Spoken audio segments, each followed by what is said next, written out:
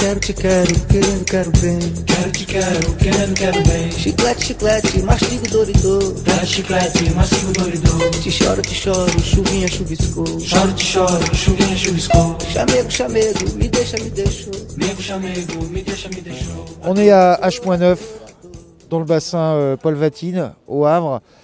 On va pas dire que c'est... Est-ce que c'est déjà un aboutissement d'être là avec tout le travail qu'il y a en amont, la préparation du bateau, la recherche des sponsors, etc. etc.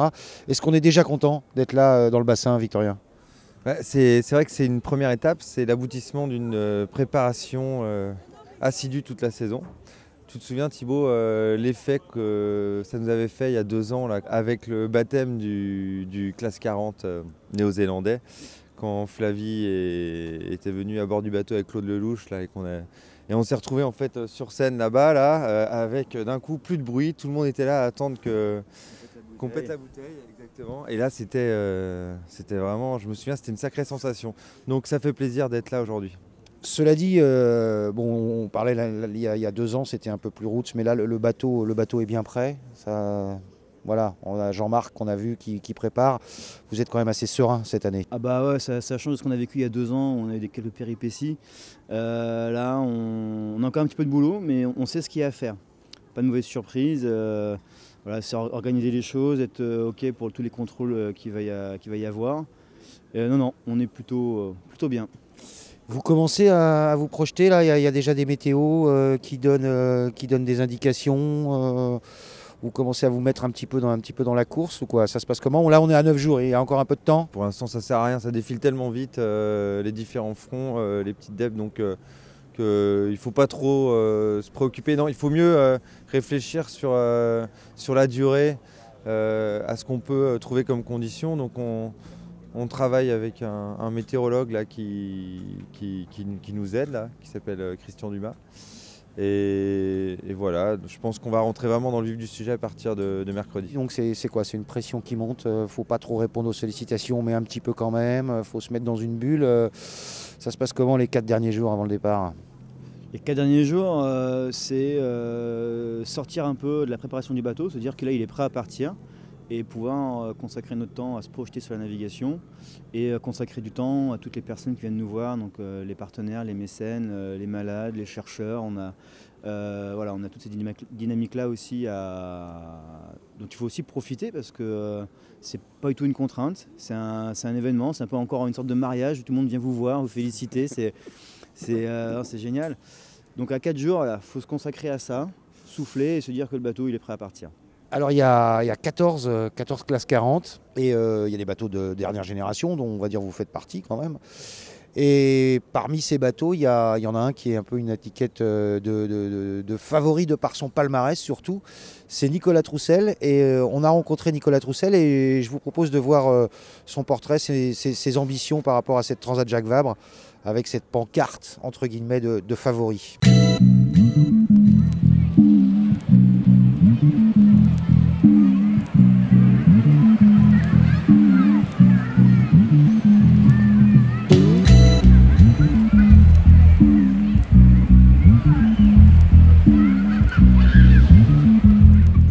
n'a pas été de tout repos avec pas mal de vent de face et voilà, mais c'était aussi un bon test et une bonne mise en jambe, donc on va dire que la course a presque commencé. Je crois qu'on est plusieurs bateaux à être un peu au-dessus du lot. Après il y a des nouveaux bateaux, donc on va voir ce que ça va donner, mais c'est sûr qu'on est on va dire on est 2-3 bateaux au début de saison à avoir vraiment bien marché et gagné les courses, donc il faudra compter avec ces bateaux-là et puis on va voir ce que ça donne les nouveaux bateaux. C'est qui les 2-3 bateaux auxquels tu penses? Eh ben, c'est Solidaire en peloton et puis le deuxième bateau c'est Conservateur. Donc voilà, c'est les 3 bateaux qui sont vraiment montrés cette année, où les équipages sont vraiment entraînés et prêts. Donc en tout cas la bataille risque sûrement d'être vraiment dure et sympathique. Toi favori, ça te plaît pas comme étiquette? Ah si, moi ça me va bien, hein, je m'en fiche. Non, c'est après chaque course est différente et il peut se passer plein de choses, donc favori, pas favori, il va y avoir plein de choses. Ça va dépendre aussi des conditions météo parce que les bateaux ne sont pas tous les mêmes et selon les conditions, les bateaux vont plus ou moins vite. Donc c'est ça aussi qui joue, qui rentre en ligne de compte. Donc non, ça me va bien d'être favori, mais après il peut se passer tellement de choses que ça peut aller vite, dans un sens comme dans l'autre.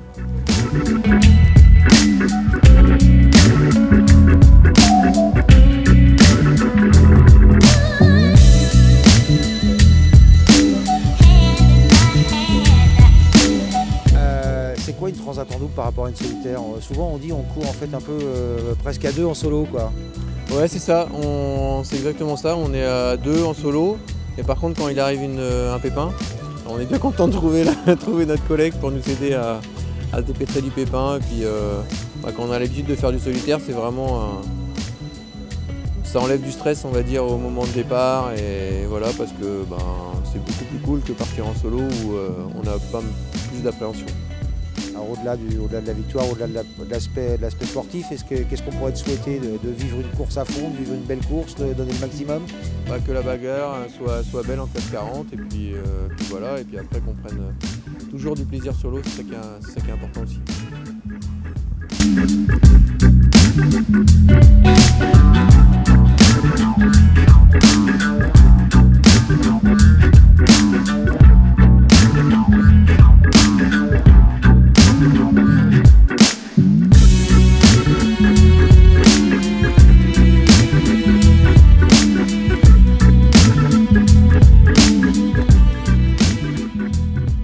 Nicolas, ils vous mettent dans les favoris quand même, hein. Donc est-ce qu'on court différemment quand on est favori ou entre guillemets favori, ou là on attend quelque chose de vous, quoi? Est-ce que la pression est différente? Alors je pense que lorsque tu joues pour la gagne, c'est une autre course. C'est vraiment, quand tu es compétiteur, beaucoup plus de plaisir. On a vu ça, Thibaut, à la Normandie Channel Race, où quand tu es dans le match, au contact, surtout c'est ça qui est génial sur ce genre de bateau, c'est que tu es souvent à 0,1 nœud près de la vitesse de l'autre. Donc quand tu sors faire ton quart, tu es en permanence sur les réglages. Tu vois pas le temps passer, c'est passionnant et ça peut durer 3 semaines. Donc ça peut être une course assez incroyable, je pense. Qu'est-ce qui va faire la différence? Je pense la préparation du bateau, la confiance qu'on a en lui, dans la capacité à pouvoir le pousser constamment, quasiment à 100%. On a confiance en lui, on va pouvoir mettre le curseur assez haut par rapport à d'autres qui sont encore un peu à le découvrir. Et puis ensuite, c'est une forme de sérénité à bord qui va nous aider à bien réfléchir, à faire les bons choix de trajectoire, parce que c'est pas tout d'aller vite avec un bon bateau, mais il faut s'y aller là où il faut. Donc faut qu'à bord, l'ambiance soit toujours saine, positive, dynamique, savoir rebondir quand il y a des contre-coups, et ça arrive, c'est partie du jeu. Mais bon, je ne suis pas inquiet là-dessus, c'est un peu ce qui nous fait force à Victorien, c'est qu'on se connaît par cœur. On a nos qualités, on a nos défauts, mais on les connaît, donc on sait les gérer et ça va repartir. Et donc Thibaut, peut-être une aide pour cette Transat Jacques Vabre, enfin une aide, c'est plutôt la réaction du jour. La réaction du jour, ça sera la première réaction de ce journal de Solidaire en peloton. C'est le dernier vainqueur de la Transat Jacques Vabre, c'est Sébastien Rogue. Je crois que le secret pour gagner à Jacques Vabre, c'est il y a deux choses, hein, c'est avoir un très bon bateau et avoir un très bon co-skipper, ou en tout cas un équipage qui s'entende très bien. Pour Thibaut et Vic, je crois que c'est le cas, ils ont un très bon bateau, sont deux marins excellents, qui s'entendent très bien, qui se connaissent depuis très longtemps. J'ai l'impression que la mayonnaise est prise, quoi, et que la recette est là. Maintenant, sur cette Jacques Vabre, ils vont encore avoir quelques concurrents à laisser derrière eux, comme Yannick Bestaven, entre autres, et qui a un très très bon bateau aussi, qui part avec un équipier qui est excellent également. Donc je pense que ça va être une belle bataille, et je pense que Thibaut et Victorien ont quelques armes pour pouvoir remporter cette Jacques Vabre. Oui, j'ai mis sur le podium, clairement. Je crois qu'eux aussi s'y mettent tout seuls sur le podium. Enfin, on voit la saison qu'ils ont faite, ils ont fait des très belles choses. Après attention, surtout ce parcours-là, c'est un parcours qui est long, c'est un parcours compliqué. C'est pas parce qu'on arrive sur les côtes du Brésil qu'on arrive à Itajaí. Il y a encore une semaine de mer après. Non, c'est un parcours qui est long, complexe, avec un anticyclone à gérer, avec l'anticyclone des Açores à gérer. Et puis sur la côte brésilienne, c'est toujours des coins complexes à gérer en termes de ventre, le jour, la nuit, les petits pêcheurs. Il faudra voir la stratégie, mais voilà, je crois que Thibaut a démontré sur la route du Rhum que c'était devenu un grand marin au large. Et Victorien a déjà une belle expérience lui aussi, donc à eux deux, il n'y a pas de souci, ils ont un super bateau. Donc, voilà. Le conseil, je pense qu'ils n'en ont pas beaucoup besoin, mais si je peux leur en donner un, c'est take care, mais pas trop quoi. Hein. Sébastien, il est confiant, et alors take care mais pas trop. Ça veut dire quoi take care mais pas trop? Venant de lui déjà, ça me fait bien sourire parce que dans le take care, c'est pas trop la référence. Il a un côté un peu à fond, plus de tours. Mais voilà, il faut quand même rester prudent. Hein. 100% des vainqueurs, une fois de plus, sont arrivés. Faire attention au bateau, faire attention au bonhomme. Donc c'est le bon conseil, ça va être l'attitude qu'il va y avoir à bord. À fond, mais toujours de façon raisonnable quand même. Parce que c'est long, hein. C'est pas la route du Rhum, c'est presque 2 routes du Rhum au niveau du parcours. Ouais, exactement. Et en fait, ce qu'il faut voir, c'est qu'on part avec un jeu de voile.